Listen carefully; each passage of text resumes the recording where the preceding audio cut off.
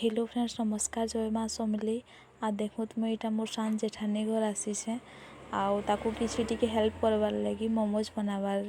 कांजी कि आजिका जन के खाइबार के डाकिछन आ से बिल्कुल भी ऐसा भी नहीं खाए हेतले भेज मोमोज बनामो कह आउ सब कोबी गाजर शिमला मिर्च पियाज माने सब से नड़िया कुरारे कुरुछे आ एटा बनाऊँ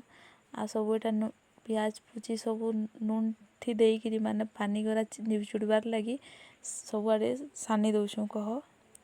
नानी सानुछन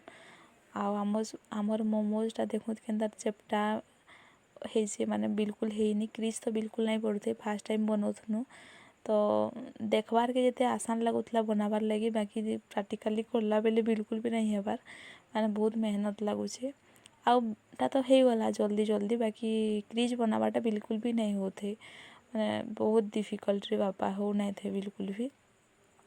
आउ मोर वीडियोटा भल लगे लाइक शेयर कमेंट आ सब्सक्राइब करवार के नहीं भूलबे आउ देखो दीटा नानी बनाऊन केन्दा से मोदक जेन्ता बनासन हेन्ते बनाऊन आउ एंदा चेपटा वाला टिके नहीं होते आ जेन्ता बनई सरला कि इडली सचरे करछूँ कहीं मोमोजर सस तो आमर पाखे नहीं न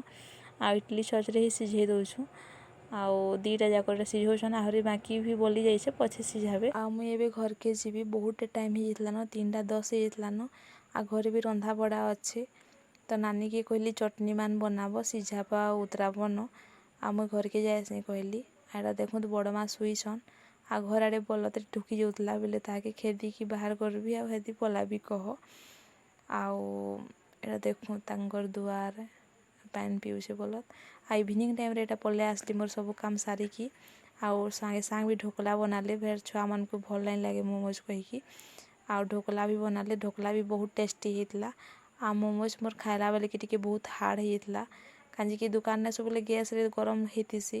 तो यहाँ रखा होता टिके हार्ड होता बाकी बहुत भल लगुला।